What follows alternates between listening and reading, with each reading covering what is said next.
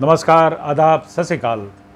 दोस्तों, मैं कोई नई चीज़ लेकर नहीं आया हूँ, कोई नया मुद्दे मेरे पास नहीं है।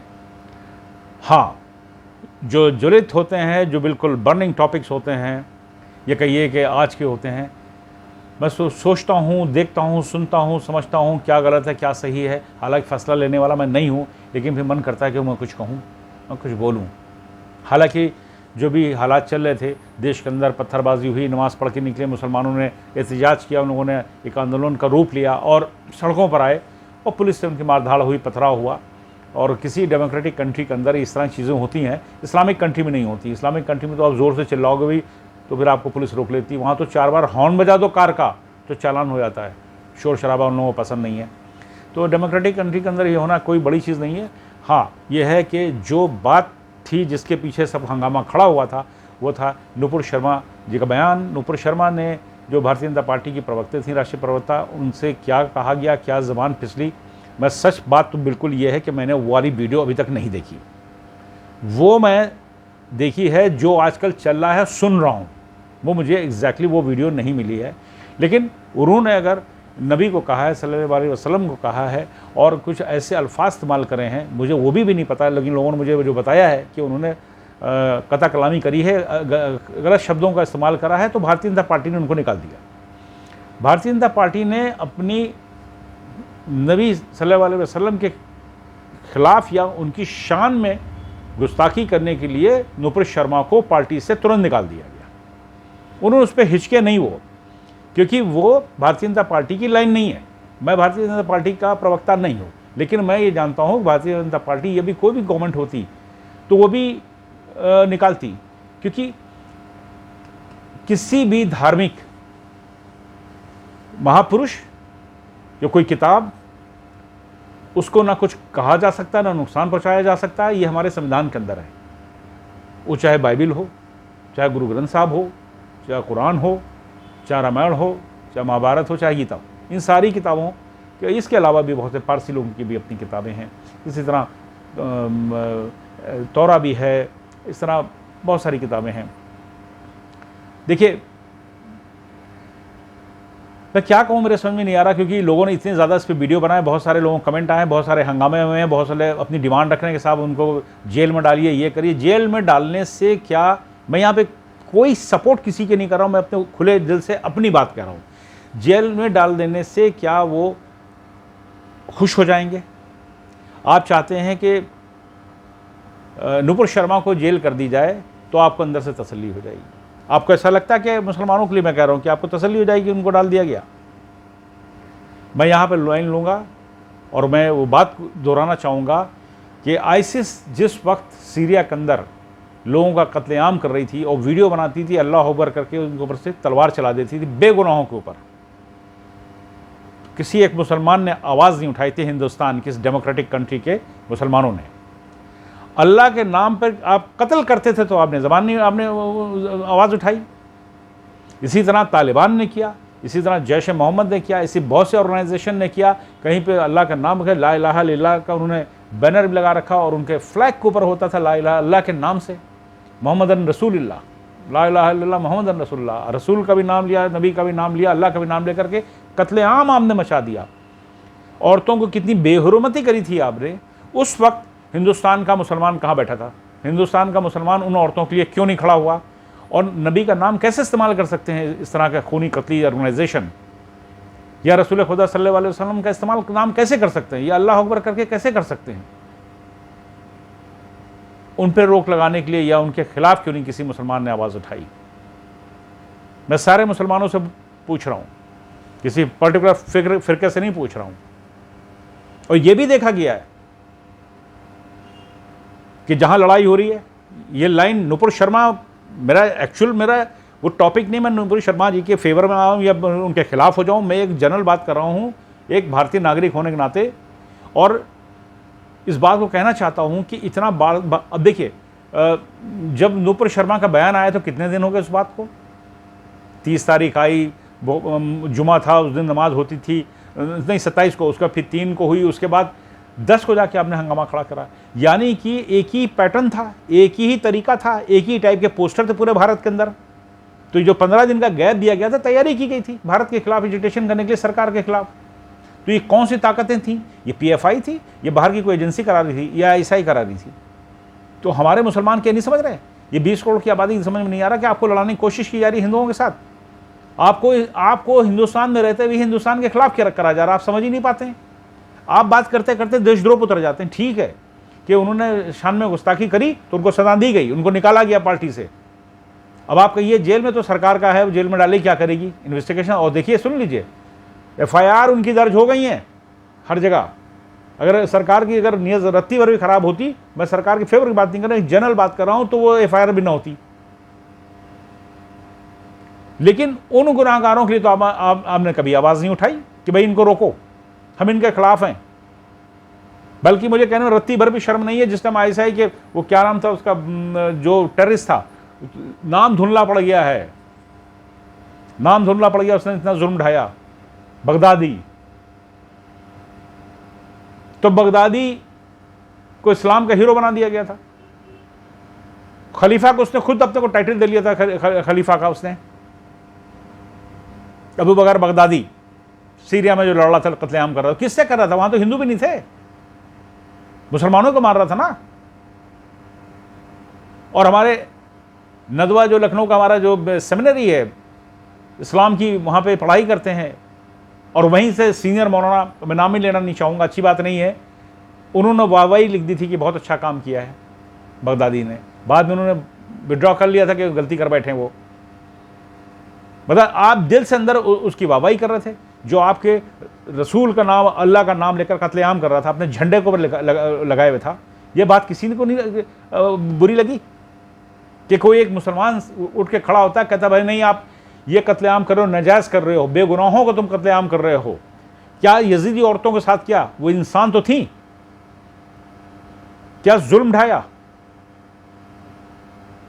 और पिछले साल रमजान के टाइम के ऊपर जिस वक्त रॉकेट दागने शुरू किए थे हमास वालों ने, तो इंसानियत कहां गई थी? आपकी दो दो हाथ है यहूदियों से, दो दो हाथ आपकी होती, आज से नहीं है, जमाने से चली आ रही है। और यहूदियों के साथ वक्त भी बहुत गुजारा है मुसलमानों ने। जंगें जो भी हुई वहां पर पॉलिटिकल हुई, जमीन के लिए हुई। मुझे नहीं लगता कि मजहब के लिए कोई जंग हुई थी, मुझे बताएं। पॉलिटिकल जंग थी यहूदियों के साथ। भाई फिर कोई कहेंगे तो यहूदियों को फेवर कर, मतलब आप लोग कभी स्टडी करा करिए ना बैठ करके, स्टडी तो करते नहीं है। जो बोलता है तो आप उसके ऊपर इल्जाम लगाते हैं, आप ये तो ये है, कभी कहेंगे आरएसएस का आदमी है, फिर कहेंगे तो यहूदी है, आप यहूदी क्यों नहीं बन जाते हो? अरे पढ़ लो, ज्ञान कर लो ना।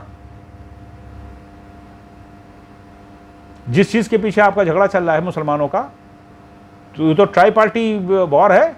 क्रिश्चियन भी है जो बैतुल को मानते हैं, यहूदी भी है, और बैतुल मुकद्दस को मुसलमान 70% तो बैतुल मुकद्दस पे आप ही का कब्जा है। और हर जुमे को फिलिस्तीनी वहां नमाज पढ़ने आते हैं। पिछले दफे जब लेकर गए थे तो पत्थर अंदर से बरामद हुए थे? नहीं बरामद हुए थे, कोई कहते नहीं हुए थे। अब हम कर दिया, नहीं नहीं नहीं जी, इसराइलियों ने हमला कर दिया था। इसराइल तो आप तो नमाज पढ़ ही रहे हो, तो बटा हुआ है वेस्ट बैंक, और वो भी हमास ने रॉकेट दागने शुरू कर दिया रमजान के महीने के अंदर।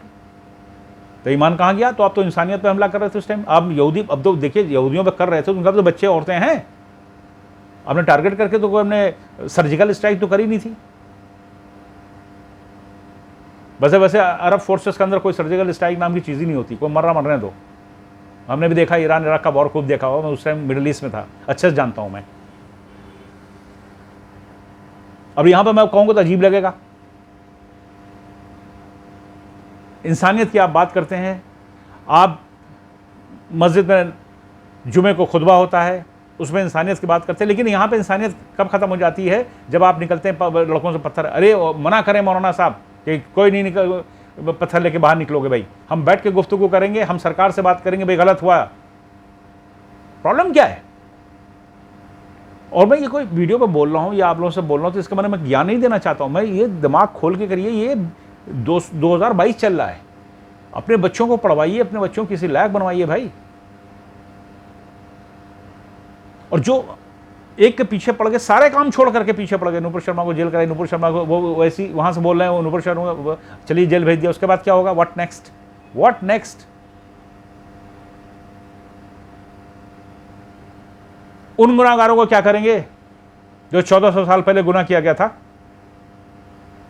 फर्स्ट टेररिस्ट अटैक था करबला का, फर्स्ट टेररिस्ट अटैक था जो ये शिया 1400 साल से रो रहा है, मुहर्रम मनाता है। और रही बात नूपुर शर्मा ने किसकी बात को लेकर गया, कहां से रेफरेंस दिया, वो सहीह बुखारी पढ़ लीजिए, सहीह बुखारी के अंदर है। और शायद मेरे ख्याल शिया फरका तो उसको मानता ही नहीं है। वो सब मैं पढ़ना चाहता हूँ कंट्रोवर्सी उसके अंदर। मेरा सिर्फ मैं हिंदुस्तान का मुल्क की बात करता हूँ, यहाँ के अमन सुकून की बात करता हूँ, यहाँ के भाईचारे की बात करता हूँ। भाई और चारा हमारे कुछ लोग हैं जो इस चीज़ को और तोड़ मरोड़ देते हैं। भाई 20 करोड़ की आबादी को गड्ढे में फेंक कर आए, ये तो बताइए। यहीं रहेंगे, जीना भी यहां, मरना यहां है, लेकिन तौर तरीके से रहेंगे। भाई ये टेररिस्ट 12 साल 15 साल के बच्चों के ऊपर आप लोग बॉम्ब बांध देते हैं, उसकी बॉडी के ऊपर, और धमाका हो जाता है, ब्रेन वॉश कर देते हैं। हमारी तो सीधी सीधी बात है, क्यों हम नहीं ब्रेन वॉश कर सकते, उनको नेशनलिस्ट बना सकते हैं, मेन धारा से जोड़ सकते हैं। मैं तो भारत सरकार से ही कहता हूं कि क्यों ना हमारे मदरसों के अंदर वो पढ़ाई की स्कीम, वो तरीके लाए जाएं कि बच्चे भी नेशनलिस्ट वहां से निकले, वो हिंदुस्तान को समझें। सारी बातें छुपा ली जाती, पोशीदा कर दी जाती हैं जब इस्लाम की पढ़ाई हो रही होती। क्यों भाई? कंपलसरी कर देना चाहिए, कम से कम हाई स्कूल तक के मदरसे की उस्ताद की पढ़ाई होगी। स्कूल की पढ़ाई रेगुलर जो भारत का है, जिस स्टेट की हो, चाहे वो सेकेंडरी स्कूल की हो, मैंडेटरी करनी चाहिए। तो कम से कम भारत के तो समझे, यहाँ के कल्चर को समझे। वो तो मदरसे में जाके भारत के कल्चर को भूल जाता है, बाहर खुद एलियन बन के घूमता है। वो नहीं चाहिए भाई। इस सदी के अंदर ये नहीं चलेगा। और ये बेवजह की लड़ाइयां झगड़े, बेवजह की सड़कों पर जाकर ये तूफान बदतमीजियां नहीं चल पाएंगी भाई। कोई भी करे, कोई भी करे। अभी आज जो हो रहा था वो भी मुझे अच्छा नहीं लगा। अग्निपथ इतनी अच्छी गवर्नमेंट स्कीम लेकर आई है, बिहार के अंदर कौन थे? यही सब पॉलिटिकल पार्टी, यही इसी तरह का पीएफआई, यही वामपंथी लोग जो गवर्नमेंट के खिलाफ खड़ा कर रहे हैं युवाओं को। फौज में भर्ती होने की बात हुई, वहां भी आप लोगों ने आग लगानी शुरू कर दी। हद हो गई है।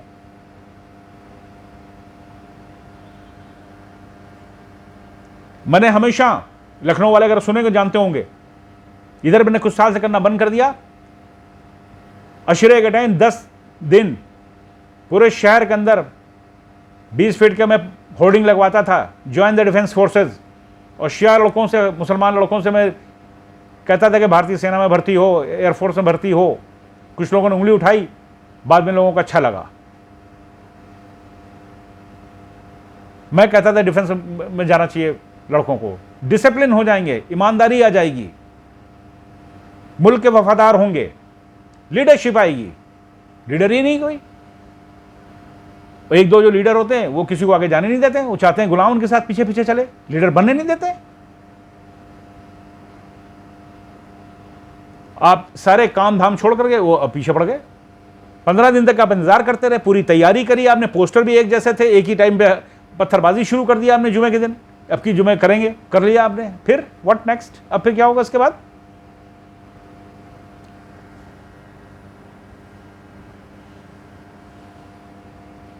अजीब पॉलिटिक्स है भाई, अजीब पॉलिटिक्स है। बहुत से हमारे श्रोताओं को नहीं बात मालूम होगी, बहुत से हमारे हिंदुस्तानियों को बात नहीं मालूम जो मैं कहने जा रहा हूं।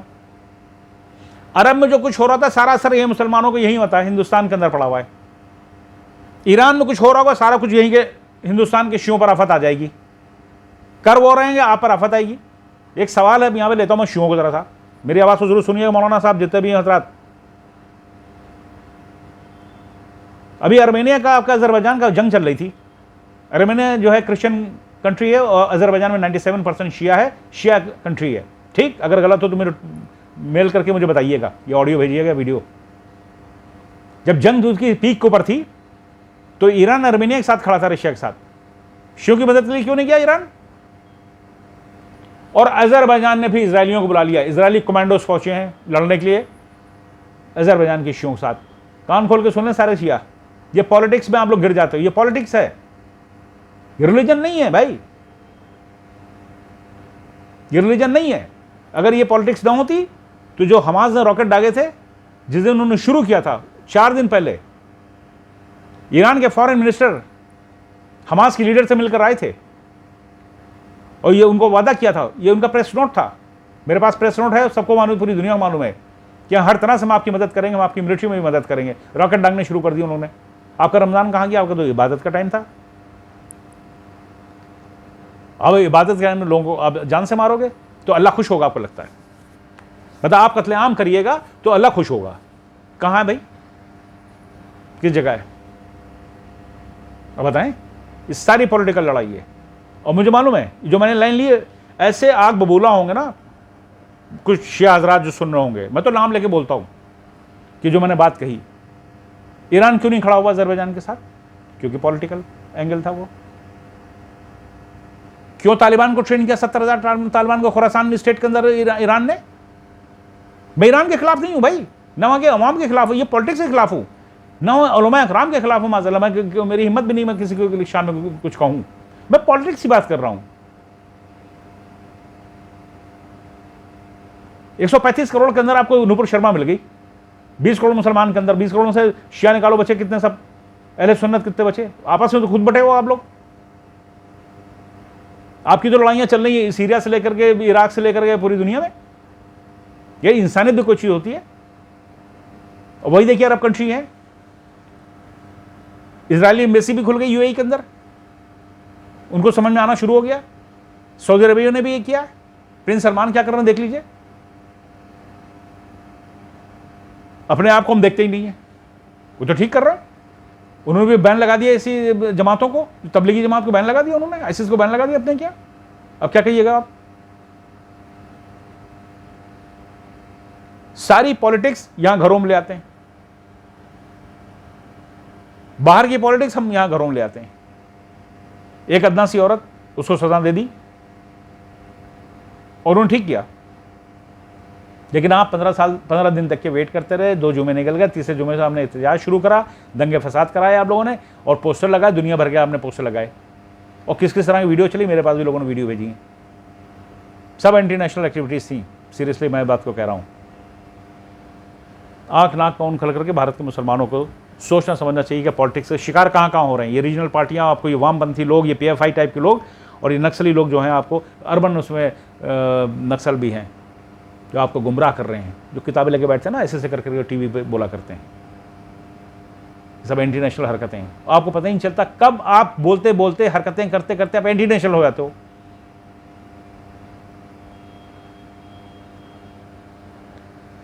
ज़्यादा मैं इसमें कुछ नहीं कहना चाहता हूँ। मैंने वो बात कही है जो सच के बहुत नज़दीक है। मैंने पॉलिटिक्स समझा दी वहाँ की। मैं और ज़्यादा इस बारे में नहीं कुछ कहना चाहता हूँ। अच्छे से जानता हूँ मिडिल ईस्ट, मुझसे अच्छा नहीं जानता हूँ कोई। बहुत रहा हूँ मैं मिडिल ईस्ट, और मिडिल ईस्ट में एक जगह नहीं रहा हूँ, पूरा मिडिल ईस्ट देखा। नॉर्थ अफ्रीका देखा हुआ है। ज़िंदगी मैंने 16-17 साल वहाँ बिताए हैं, अच्छे से देखा हुआ है। हम वहाँ की पॉलिटिक्स को अच्छे से जानते हैं। ये भी जानते हैं कि कैसे कैसे लोग बर्बाद किए जाते हैं। हमारा मकसद है भारत के मुसलमानों को नेशनलिस्ट बनाना। हमारा मकसद है हमारे नौजवानों को नेशनलिस्ट बनाना, उनकी भारतीय सोच बनानी है।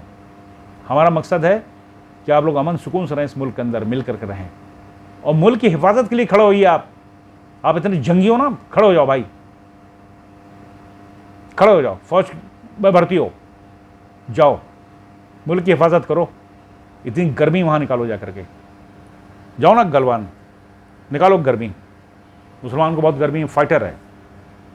जंगें तो इस्लामिक हिस्ट्री के अंदर बहुत सारी हैं। बॉर्डर पर लगिए, मुल्क की हिफाजत करिए, मादर वतन को बचाइए दुश्मनों से, और जो अंदर मुल्क के अंदर हैं उनसे बचिए। बस इतना ही कहना था। बहुत बहुत शुक्रिया आप लोगों का, बहुत बहुत शुक्रिया। जय हिंद, वंदे मातरम।